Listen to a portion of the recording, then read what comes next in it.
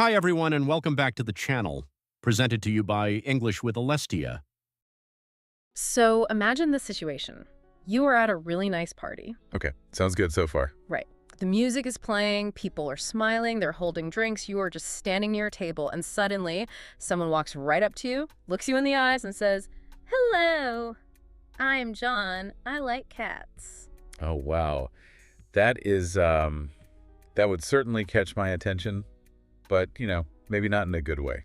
Exactly. According to the stories in our sources, this actually happened to someone. Wait, really? Yeah, really. And the poor woman who was listening, she just stared blankly. I mean, it was totally awkward. The timing was just completely wrong. Yeah, I can imagine. It is a perfect example of what happens when we skip the natural steps of a conversation. Right. Like saying, I like cats is a very friendly thought. Yeah. But it's too fast. It shocks the other person. You have to, walk into a conversation slowly. People expect certain steps. And understanding those steps is exactly what we're doing today. So, welcome to today's deep dive. So glad to be here. Our mission today is to look at our sources and learn how to introduce yourself in English.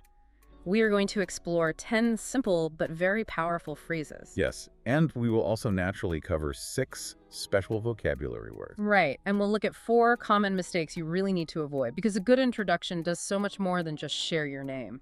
It really does. It opens doors. It can lead to a new friend, a helpful connection, or, even a new job. I always think about learning a language like building a house. It is a very long project. You spend months building the walls, the floors, and the roof. Yeah, it takes a lot of time. But today, we aren't building the roof. We are just looking at the front door. Your introduction is the very first thing people see when they look at your house. That's a great way to think about it. If the door is locked, or if it looks strange, they will not walk inside to see the rest of your hard work. That is a very clear picture. If you build a strong, friendly front door, people will gladly step inside. So we need to know how to open that door correctly. Exactly. We do not want to surprise people with stories about cats right away. No cats. Not yet, anyway. So what is the right first step? Our sources give us a classic starting point.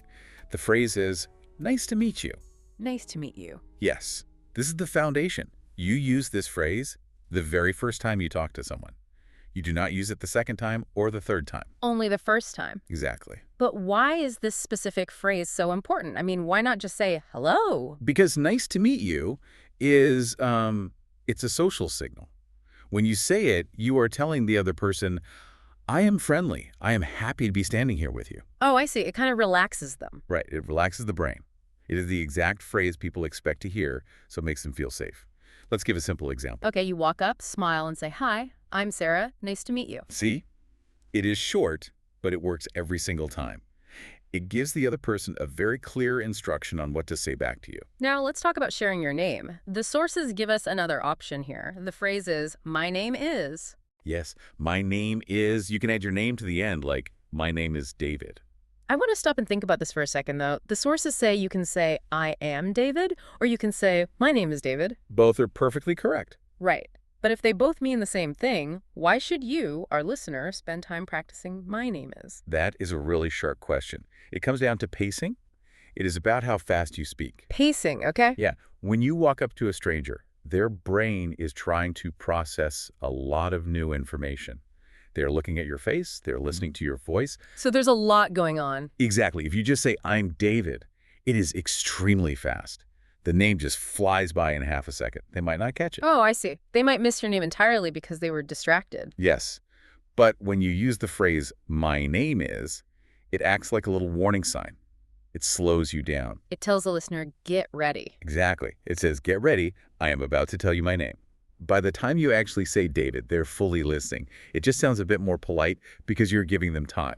That makes so much sense. It is a pacing tool. Hello, my name is David. Perfect. So now we have said hello. They know our name. The door is officially open. Where do we go from here? Well, once the door is open, the silence starts. The dreaded silence. Right. You have to fill that silence by inviting the other person to talk. You do this by sharing a very simple, true fact about your life. You give them a piece of information they can respond to. Exactly. And this brings up our next useful phrase from the sources. The phrase is, I am from.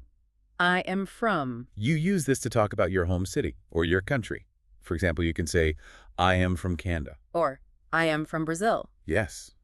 Sharing where you are from is a very powerful way to find common ground. The sources actually share a great story about this. Oh, yeah, the one about the small town? Right. A person at a gathering simply said, I am from a small town. They named the town. And the stranger they were talking to actually knew that exact small town. The world is incredibly small sometimes. It really is. When you say I am from, you are, handing the other person a puzzle piece. You give them a chance to say, oh, my sister went to university there. Or, I have always wanted to visit that country. Exactly. Suddenly, you are not strangers anymore. You are two people talking about a shared place. Right. It builds an instant bridge. Now, after hometowns, people usually want to know how you spend your days. So the next phrase is, I work as I. I work as a. This phrase tells people your job. It is very useful at networking events or when you meet new friends. But the golden rule here from the sources is to keep it short and clear. Yes, very short. Let me challenge that rule for a minute. If I am meeting someone, shouldn't I tell them exactly what I do so they understand who I am? Why do I need to keep it short? Because, well, if you talk too much right at the beginning, it turns into a lecture. You want a conversation. Okay, that's fair. If you say, I work as a teacher, and I teach math to young kids, and my school is downtown, and I start at 8 in the morning, you leave no room for the other person to ask questions. Ah, so you give them just enough information to make them curious. Exactly. Keep it simple. Yeah. Say, I work as a teacher, or I work as a nurse. Let them ask the next question. Let them ask, oh, what age group do you teach? Right. That is how a conversation flows back and forth. That is a great strategy. But jobs are not everything. Sometimes people do not want to talk about work at all. Very true. And that leads to a phrase the sources describe as absolute gold. The phrase is, I am interested in. This one is incredibly effective. I am interested in. The sources claim this phrase connects you to people faster than almost anything else. Why is this phrase so special? Because jobs and hometowns are just facts. But your interests, the hobbies and topics you love, they show your true personality. They show what you actually care about. The sources shared a fantastic anecdote to prove this. Someone was at a dinner party talking to a person they did not know. Oh, the cooking story. Yes, they casually used this phrase and said, I am interested in cooking. Just that one short sentence. And it turned out the other person was a professional chef. What are the chances? They ended up talking deeply for a whole hour. One phrase created an hour of genuine connection. That is the power of sharing your passions. Right. When you say, I am interested in music, or I'm interested in history, you give the other person permission to get excited. People love talking to someone who is passionate about something. So far, we have been talking about very casual situations. Meeting friends, going to a party. But conversations change depending on where you are. They do. What if you are at a serious business conference? What if you are sitting down for a job interview? You can't just talk about cooking. That is a very important shift. You cannot treat a formal business meeting exactly like a weekend party. You need different tools to match the mood of the room. You have to show that you understand the environment. Exactly. Let's look at a phrase that works really well as a conversation moves forward in a new city. The phrase is, I have been living here for. I have been living here for... So you use this when someone asks how long you have been in a place. Right. For example, I have been living here for 2 years. This is the perfect time to bring in our first special vocabulary word from the sources. The word is explore. E-X-P-L-O-R-E. Explore. Explore is a wonderful verb. It means to travel through a new place to learn about it, to discover things you have never seen before. The sources give a great example of how to combine these ideas. You can say, I have been living here for just a few months. I am still exploring. I really like that. It sounds adventurous. It is a very smart thing to say. When you say, I am still exploring, you are actually inviting the other person to be your guide. You are quietly asking for their help. Exactly. And often the other person will immediately respond by saying, oh, you must try this great coffee shop, or let me tell you about the best park in the city. You are creating a space for them to give you advice, which people love to do. Okay, let's look at another phrase. This one is specifically for those serious business moments. Listen to how this sounds. It is a pleasure to meet you. It is a pleasure to meet you. The tone is very different here. It sounds much more serious than just nice to meet you. And this brings us to two more vocabulary words. First, the word formal. Formal. Formal means something is official, serious, or strictly professional. You wear formal clothes to a wedding. You use formal language at a bank. And the second vocabulary word is right inside the phrase itself, pleasure. Pleasure means a deep feeling of happiness, satisfaction, or joy. So when you put it together and say, it is a pleasure to meet you, you are using formal language to say that meeting this person brings you real satisfaction. Yes, it shows deep respect. There's a story in the sources about someone using this exact phrase in a job interview. Oh, I remember this one. They walked into the room, stood up straight, looked the manager in the eye, and said, "It is a pleasure to meet you." The manager smiled immediately. It set a perfect, highly professional tone before the interview even started. It tells the manager, I take this meeting seriously. Right. Now, after the introductions in a professional setting, we eventually ask about work. The friendly way to ask this is our next phrase, what do you do for a living? What do you do for a living? This is much more natural than saying, what is your job? Much more natural. But the sources have a major warning about this phrase. You have to be careful with your timing. Yes, the rule is, do not ask this question too early. Do not shake someone's hand and immediately ask, what do you do for a living? Why is that such a bad idea? Because, humans are complex. We're not just our jobs. If you ask about work the very second you meet someone, it feels a bit cold. It feels transactional. Yes, it makes the other person feel like you are evaluating them. They might think, are they trying to figure out how much money I make? Do they only care about my status? That makes total sense. Nobody wants to feel like they're being judged by their job title right away. Exactly. So wait, talk about the weather, talk about the city, talk about your interests. Let a few minutes pass. And Then, when the conversation is relaxed, you can gently ask, so what do you do for a living? patience is key. Now let's look at a phrase that adds a little bit of flavor to your background. The phrase is, actually, I am originally from... This is a great phrase. And it includes our next vocabulary word, originally. Originally. It refers to the beginning of something. It means the place where you were born or where your life started before you moved somewhere else. For example, you could say, I live in London now, but actually, I'm originally from Spain. Now, I noticed something interesting about this phrase. What's that? Adding the word actually at the beginning changes the whole feeling of the sentence. How so? It acts almost like a magic trick. When you say actually, it sounds like you are leaning in to share a fun, slightly surprising secret. Oh, I see what you mean. It makes the fact that you are from Spain sound like a hidden detail. That is a very accurate observation. Uh-huh. Actually changes a boring fact into a story. When people hear actually, they get curious. It invites them to ask, oh really, when did you move from Spain? It keeps the conversation moving forward. It is a great tool to keep in your pocket. So you have used these phrases, the conversation is going well. Now, you want to bring the formal feeling down a bit. You want the other person to feel totally relaxed with you. Right. You want to move from a formal introduction to a friendly connection. That brings us to our final phrase. Feel free to call me. Feel free to call me. You use this to offer people a shorter, friendlier version of your full name. For example, my name is Alexander, but feel free to call me Alex. And this introduces our next vocabulary word, comfortable. Comfortable means you feel physically or mentally relaxed, you have no stress, you feel at ease. This phrase is a shortcut to making people feel comfortable. Full names can sometimes feel a bit heavy or formal. Right. When you say, feel free to call me Alex, you are sending a clear message. You are saying, we can be friends now. You do not have to be so formal with me. It drops the social barrier. It is like telling someone they can take off their heavy winter coat when they come into your house. Relax. Be comfortable. Exactly. Now, speaking of being comfortable, nothing ruins a smooth conversation faster than a confusing error. Ah, yes. The mistakes. The sources highlight a watch-out section. These are small mistakes that language learners often make. They seem tiny, but they can cause big confusion for the listener. Let's go through these carefully so our listeners can avoid them. Mistake number 1, walking up to someone and saying, I am called. Yes. Do not say, I am called John. It is grammatically possible, but it sounds completely unnatural in everyday English. Why does it sound strange? Because it sounds passive. Mm-hmm. It sounds like you are an object and other people gave you a label, like a pet or a building. Oh, right. Instead, take ownership of your name. Keep it active and simple. Just say, my name is John, or I am John. Okay, that is an easy fix. Just avoid I am called.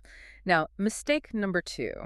This one is very tricky. The mistake is saying, I am interested in music. Yes, this is a very common error. I am interested in music is incorrect. You must say, I am interested in music.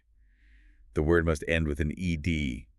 Interested. Okay, I have to push back on this a little bit. It is literally just one letter, the letter D at the very end of a long word. It is just one letter, yes. If someone is speaking quickly in a loud room, does that single letter really matter that much?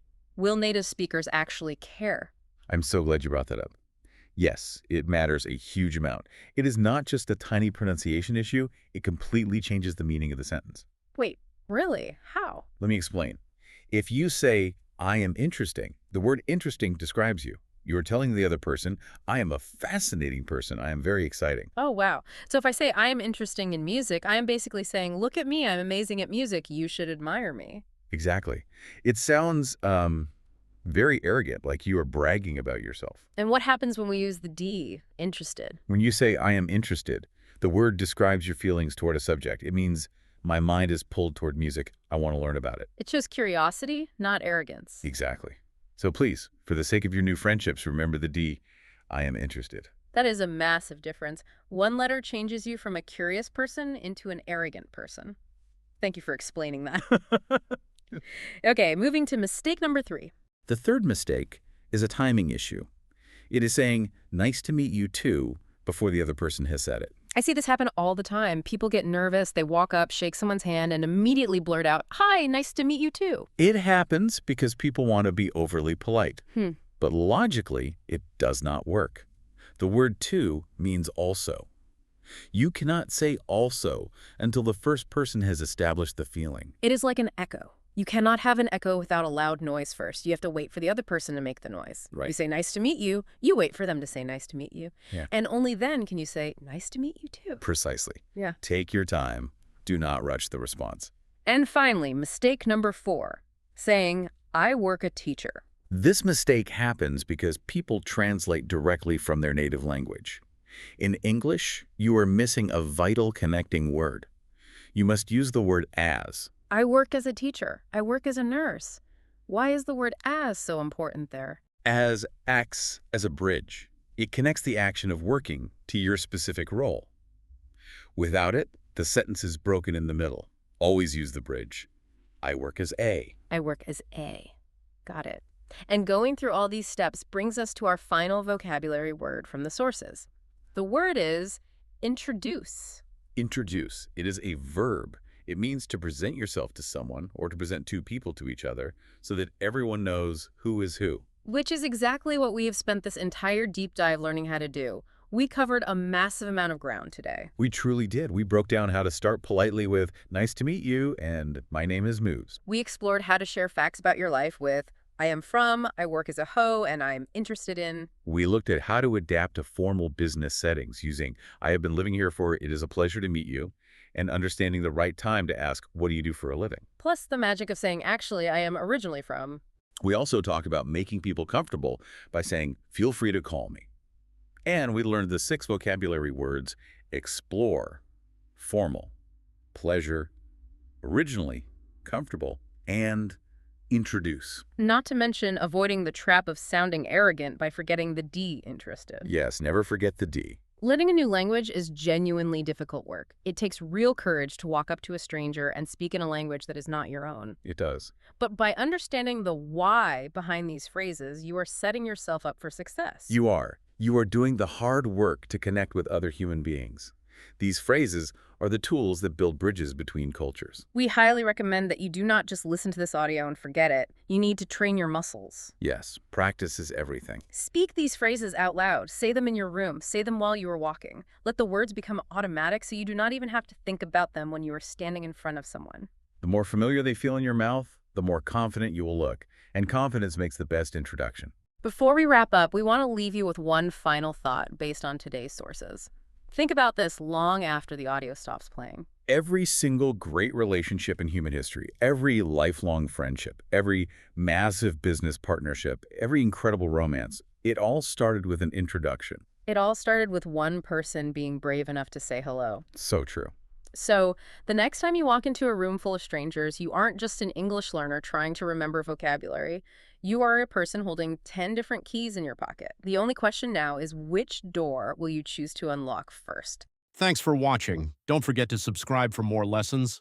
Keep practicing, and I'll see you in the next one on English with Alestia.